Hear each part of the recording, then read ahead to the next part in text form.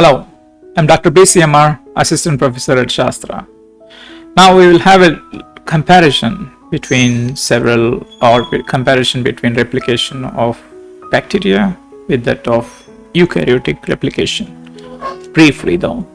And we'll also have a comparison between replication in general in, say, prokaryotic replication with that of polymerase chain reaction or PCR that we know. So the first or simplest things, if we look at the prokaryotes and eukaryotes, there are big differences because there are two different types of cells. Eukaryotic cell is a complex one with multiple intracellular organs such as cytoplasm, such as the mitochondria, sometimes chloroplast, endoplasmic reticulum, Golgi complex, and so on. And there is one nucleus in which the whole genome is present. In prokaryotes, there are no intracellular membranes are absent, or there is no nucleus, and so whatever is there is in the cytoplasm. So the replication in eukaryotes occurs in nucleus, whereas in the bacteria it is cytoplasm because there is no nucleus. And there is only one origin of replication in prokaryotes because usually they are circular and they have one origin of replication bubble forms, and then two replication forks reach towards the outside, and they are also small. Whereas in eukaryotes there are numerous chromosomes. They are majority of the time they are linear, so and they are huge. So they need multiple origin of replications to rapidly synthesize. When synthesis happens simultaneously from all these origin of replications, they will be able to meet up with that of synthesis phase in the cell cycle of the eukaryotic cells. So the other one is the names, gene names, DNA A, or protein names, DNA A and DNA B. Whereas the recognition of the replicator with that of by the initiator. Here the initiator proteins include DNA A and DNA B. Whereas we call it as origin recognition complex in eukaryotes because it's much more, there are multiple proteins and they form one huge complex. And both of them of course need topoisomerases. As the DNA is unwound ahead of the replication fork, there is accumulation of positive supercoiling, and topoisomerases are needed to reduce the supercoiling or ease the supercoiling so that further unwinding can be done by the helicases. And prokaryotic cells, because they are small and they are very simple, their growth rates often are very fast, and that means the cells and also the chromosome is small, so they can be replicated very fast. Whereas in eukaryotes everything is longer, complex, so it happens a little bit slower. There are many other differences, like in the types of polymerases or the names. These are, some of them are just because of what we named, but they are related evolutionarily. But then there are much more complicated issues or complications in terms of eukaryotic DNA replication, and prokaryotic is much more simpler. Now we'll have a look at we'll try to compare replication with that of PCR. All we need for replication is a template, that is a DNA strand should be there. That is how the semi-conservative replication, so we need a template. So both of them have the template, and here the template is the genome itself, the parent DNA we can call it as. In PCR we add the template that we want to amplify. The second thing that we need is somehow these two strands should denature or separate, and that separation in replication is done by helicase. Whereas in PCR we use heat to separate these two strands. We put it about something like 95 degrees centigrade so that the DNA unwinds or the hydrogen bonds between them are broken. And next we need is DNA polymerase. We can add, say I will write it as DNA pol, and here too we need a DNA polymerase.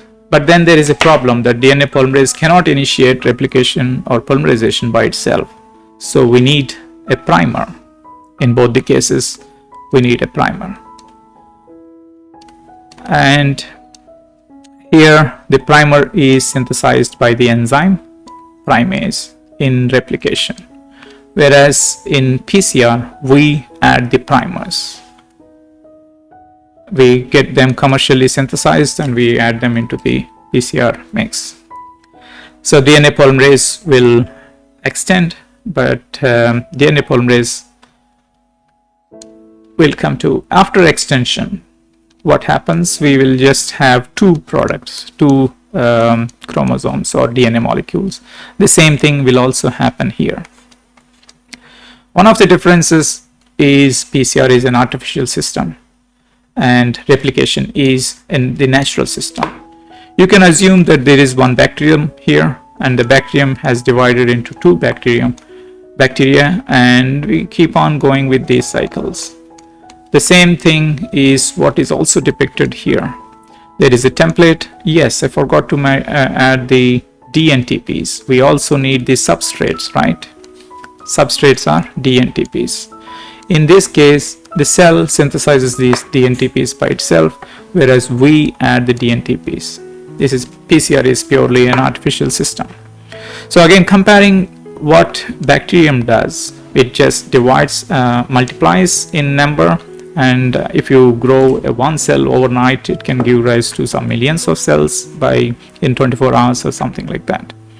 So all the DNA that is present in the cells also gets amplified, and that is so the same thing, amplification is happening here as well.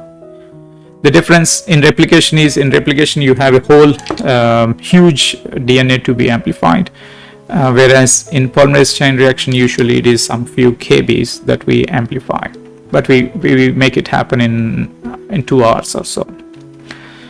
And how this is accomplished is, say for example here we have the two templates are formed, and this is a chain reaction. PCR is a polymerase chain reaction. So the products of one will become the templates in the next cycle.